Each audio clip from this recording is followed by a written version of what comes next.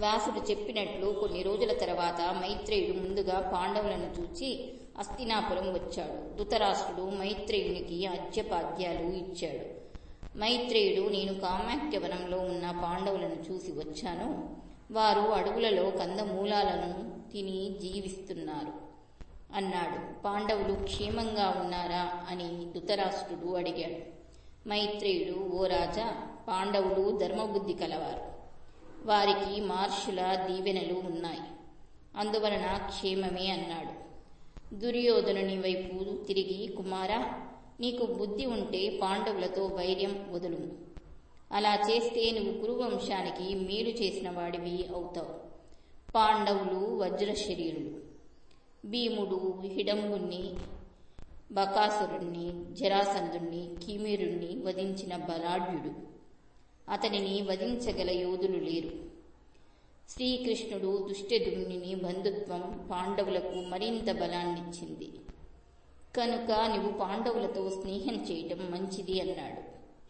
ఆ మాటలు విన్న దుర్యోధనుడు తన తొడలు చెరచి మహర్షిని అవమానించాడు. అందుకు మైత్రేయుడు ఆగ్రహించి, సుయోధన, యుద్ధభూమిలో భీముని గదాఘాతం నీ తొడలు విరవగలదు అని మైత్రేయుడు అన్నాడు. ధృతరాష్ట్రుడు భయపడి మహర్షిని శాప విమోచనము ఇవ్వమని వేడుకున్నాడు. మైత్రేయుడు, మహారాజా, నీ కొడుకు పశ్చాత్తాపం చెంది మంచి బుద్ధి కలిగి ఉంటే ఈ శాపము వర్తించదు అన్నాడు. కిమీరవధ. దుర్యోధనునికి శాపమిచ్చిన తర్వాత ధృతరాష్ట్రుడు, మహాత్మా, కిమీరుడనే రాక్షసుడు భీముడి చేతిలో ఎలా చనిపోయాడో వివరిస్తారా అని అడిగాడు. మైత్రేయుడు, నా మాటను నీ కొడుకే వినలేదు. నేనెందుకు చెప్పాలి? విదురుణ్ణి అడిగి తెలుసుకో అని చెప్పి వెళ్ళిపోయాడు. విదురుడు కిమీరుని వృత్తాంతం ఇలా వివరించసాగాడు. పాండవులు ఒకరోజు అడవిలో విశ్రమించవలసి వచ్చింది. వికృతకారుడైన రాక్షసుడు పాండవుల దారికి అడ్డంగా నిలిచాడు. ఆ రాక్షసుని చూసి ద్రౌపది భయంతో కళ్ళు మూసుకుంది. ఇంతలో ధౌమ్యుడు తన మంత్రశక్తితో ఆ రాక్షసుని మాయను భగ్నం చేశాడు.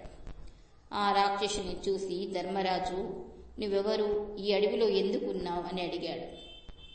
దానికి ఆ రాక్షసుడు, నేను బకుడు అనే రాక్షసుని తమ్ముడిని. నా పేరు కిమీరుడు. మనుషులను చంపి తింటూ ఉంటాను. నాకు భయపడి ఎవరూ ఈ అరణ్యానికి రారు. మీరు ఎవరు? ఈ అరణ్యానికి ఎందుకు వచ్చారు అని అడిగాడు. ధర్మరాజు, నా పేరు ధర్మరాజు. వీరు నా సోదరులు. మేము వనవాసం చేస్తూ ఇక్కడకు వచ్చాం అన్నాడు. ఇది విని ఆ కిమీరుడు, నా అన్న బకుణ్ణి చంపిన భీముడు వీడేనా? వీడిని చంపి నా ఆకలి తీర్చుకుంటాను. నేను వీడి కోసమే వెతుకుతున్నాను అని వికట అట్టాసం చేశాడు. ఇది విని అర్జునుడు గాంధీవం ఎక్కుపెట్టాడు. కానీ ఈలోగా భీముడు కిమీరుణ్ణి ఎదుర్కొన్నాడు. ఇద్దరూ ఘోరంగా యుద్ధం చేశారు. చెట్లతోనూ రాళ్లతోనూ కొట్టుకున్నారు. చివరకు భీముడు కిమీరుణ్ణి అతని అన్న బకుణ్ణి చంపినట్లు అతని దేహాన్ని విరగదీసి చంపాడు. ఈ విధంగా భీముడు కామాఖ్యవనంలో రాక్షస భయం లేకుండా చేశాడు అని చెప్పాడు. ఇది విని ధృతరాష్ట్రుడు కలత చెందాడు. కామాఖ్యవనానికి శ్రీకృష్ణుని రాక. అర్జునుడు శ్రీకృష్ణుని చూసి, కృష్ణ, నీవు పురాణ పురుషుడవు. నువ్వు గంధమాదన పర్వతము మింద 10,000 సంవత్సరాలు తపస్సు చేశావు. పుష్కరంలో 11,000 సంవత్సరాలు తపస్సు చేశావు. సరస్వతీ తీరంలో 12 సంవత్సరాలు వ్రతం చేశావు. దితి కుమారులను, ధనువు కుమారులను సంవరించి ఇంద్ర పదవి సుస్థిరం చేశావు. నువ్వు అతిథి కుమారుడివి. ఇంద్రుని తమ్ముడవు, ఉపేంద్రుడివి. మొదట వామనుడిగా, తర్వాత త్రివిక్రమునిగా లోకాలను ఆక్రమించావు. లోకకంటకులైన శిశుపాల, కంసులను వధించావు. నువ్వు అవతారమూర్తివి. మదము, కోపము, మత్సరము నీ దగ్గర రావు అని స్తుతించాడు. అప్పుడు శ్రీకృష్ణుడు అర్జునునితో, అర్జున, నువ్వు నరుడవు, నేను నారాయణుడను. మనము ఒకరికి ఒకరం మిత్రులం అన్నాడు. అప్పుడు ద్రౌపది కృష్ణుని చూసి, దేవా, నువ్వు యజ్ఞపురుషుడివి, సర్వవ్యాపివి, సజ్జనులకు నువ్వే దిక్కు. నీకు తెలియనిది లేదు. నాకు జరిగిన పరాభవం చెప్తాను. నేను చక్రవర్తి పాండురాజు కోడల్ని, పాండవుల భార్యను, మహావీరుడైన దుష్టదుమ్ని సోదరిని. అట్టి నన్ను దుశ్శాసనుడు వెంట్రుకలు పట్టి ఈడ్చాడు. నా వలవలు విప్పాడు. దారుణంగా నిండు సభలో అవమానించాడు. భీమార్జునులు నా మొర ఆలకించలేదు. వీరి పరక్రమమెందుకు? కర్ణుడు నన్ను చూసి నవ్వాడు. ఎందరు ఉండి ఎవరూ లేని దానిని అయ్యాను. ఆ నవ్వు నా మనసును కాలుస్తుంది. ఆ కౌరవులు భీమునకు విషం పెట్టారు, పాములతో కరిపించారు, లక్క ఇంట్లో పెట్టి కాల్చాలనుకున్నారు. ఇప్పుడు జూదమాడి మా రాజ్యం లాక్కున్నారు. పాండవులు తమ శౌర్యం మరిచి ఉన్నారు. కానీ నేను మరవలేకున్నా ఉన్నాను అన్నది.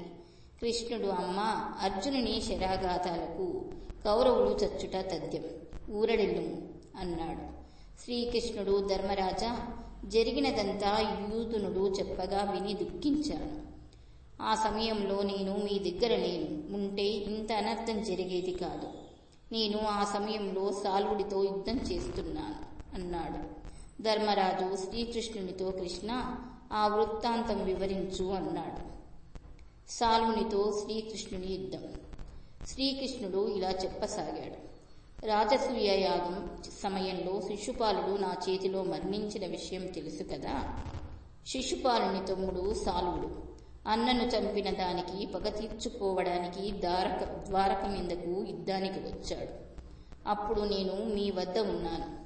ద్వారకాపురిని ముట్టడించి నగరం వెలుపలి వనాలను నాశనం చేశాడు. ఆ సమయంలో ద్వారకలో ఉన్న సాంబుడు, ప్రద్యుమ్నుడు సాల్వునితో ఘోరంగా యుద్ధం చేశారు. ప్రద్యుమ్నుడు సాల్వునిపై బ్రహ్మాస్త్రాన్ని ప్రయోగించాడు. సాల్వుడు మూర్ఛపోయాడు. ప్రద్యుమ్నుడు సాల్వుని చంపబోగా నారదుడు అడ్డుపడి, కుమారా, ఇతనిని నువ్వు చంపరాదు. ఇతడు నారాయణుడి చేతిలో హతుడు కావాల్సి ఉంది అన్నాడు. కనుక ప్రద్యుమ్నుడు ఊరుకున్నాడు. సాల్వుడు తిరిగి వెళ్ళాడు. నేను ద్వారకకు వెళ్ళగానే సాల్వుడు ధ్వంసం చేసిన వనాలను చూశాక నాకు కోపం వచ్చింది. సాల్వుని మీదకు యుద్ధానికి వెళ్ళాను. సాల్వునికి నాకు ఘోర యుద్ధం జరిగినది. సాల్వుడు నాతో గెలవలేక మాయా యుద్ధం మొదలుపెట్టాడు. నేను వాడి మాయలు వమ్ము చేశాను. ఇంతలో ద్వారకా నుండి వసుదేవుడు సాల్వుని చేతిలో చిక్కాడని, నేను వెళ్లి రక్షించాలని వార్త వచ్చింది. ద్వారకలో బలరాముడు ఉండగా వసుదేవుడు సాల్వునికి ఎలా చిక్కాడు అనుకున్నాను. ఇంతలో సౌబంకమను సాల్వుని రథం నుండి వసుదేవుడు దిగటం చూసి నా చేతిలో ధనుసు జారి కింద పడింది. నాకు కొంతసేపు స్పృహ తప్పింది. తెలివి వచ్చి చూసేసరికి సౌబంకంలో వసుదేవుడు లేకపోవడం చూసి అది రాక్షసమాయ అని గ్రహించాను. మరలా నాకు సాల్వునికి మధ్య ఘోర యుద్ధం జరిగింది. చివరికి సాల్వునిపై చక్రాయుధాన్ని ప్రయోగించి అతన్ని వధించాను అని శ్రీకృష్ణుడు చెప్పాడు. దైత్యవనం. తర్వాత శ్రీకృష్ణుడు తన చెల్లెలు సుభద్రను తీసుకుని ద్వారకకు వెళ్ళాడు. దుష్టదుమ్నుడు ఉపపాండవులను తీసుకుని పాంచాల దేశం వెళ్ళాడు. బ్రాహ్మణులు తమ ముఖ్య సేవకుడైన ఇంద్రసేనుని, దౌమ్యుడు మొదలైన బ్రాహ్మణులను తీసుకుని దైత్యవనానికి వెళ్ళారు. ధర్మరాజు, ఈ అడవిలో క్రూర మృగాలు ఉన్నాయి, రాక్షసులు ఉన్నారు, మనం జాగ్రత్తగా ఉండాలి అని మిగిలిన వారితో అన్నాడు. వారు అక్కడ కుటీరాలు నిర్మించుకుని సంతోషంగా కాలం గడుపుతున్నారు. ఒకరోజు మార్కండేయ మహర్షి వచ్చాడు. ధర్మరాజు ఆ మహర్షిని తగు రీతిలో సత్కరించాడు. ధర్మరాజా, నాడు తండ్రి ఆజ్ఞ మేరకు అడవులకు వెళ్ళిన రాముడిని, సీతను, లక్ష్మణుని చూశాను. తర్వాత మిమ్మల్ని చూస్తున్నాను. పూర్వపు రాజులైన సగరుడు, నలుడు, భరతుడు, యయేతి, వైన్యుడు, నభాగుడు మొదలైన వారు సత్యధర్మాలు పాటించి ఉత్తమ లోకాలు పొందారు. మీకు శుభం కలుగుతుంది అని చెప్పి ఆశీర్వదించి వెళ్ళాడు.